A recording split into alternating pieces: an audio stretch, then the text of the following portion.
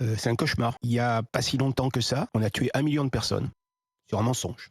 Au moment de la Sur des guerre armes de en destruction Irak. massive en Irak. Je ne vais pas défendre le régime iranien. Bien sûr que non. Il est indéfendable. Mais je sais que l'Iran a signé le traité de non-prolifération des armes nucléaires, l'a respecté. C'est l'avis unanime de l'AIAE. C'est aussi l'avis de la CIA. La CIA dit nous n'avons pas de raison de penser que l'Iran est en train de fabriquer une bombe atomique. En 1992, déjà, Benjamin Netanyahou disait l'Iran est à 6 mois d'avoir la bombe nucléaire. En 1992. Ce que je sais, c'est qu'aujourd'hui, il y a un pays qui ne respecte aucun des accords du droit international. Le droit international prévoit qu'on n'a pas le droit d'attaquer un autre pays, sauf en état de légitime défense, bien sûr, ou sauf si on a été attaqué. Non, guerre préventive, ça existe.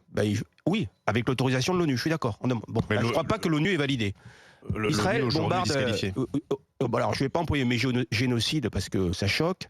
Israël extermine une population. Voilà, c'est à peu près pareil. Israël a bombardé la Syrie, a bombardé le Liban, a bombardé l'Iran. Pour se débarrasser des proxys iraniens. Non, ça, c'est la propagande. Ne m'accuse pas de reprendre la propagande. Moi, je suis journaliste. Moi, je dis un citoyen, t'as des opinions. Moi, je donne des faits. Moi, je donne aujourd'hui des faits. Moi, je vous dis C'est ton opinion. Moi, je vous dis une chose. C'est pas des faits. Je vous dis une chose. Défendez qui vous voulez. C'est le problème avec votre conscience, parce que l'histoire parlera. Donc, défendez qui vous voulez avec votre conscience, mais l'histoire vous regardera et des milliers, des dizaines ou des centaines de milliers de morts vous regarderont. Faudra l'assumer un jour. Faudra l'assumer. Votre absence de courage face à la vérité, faudra l'assumer.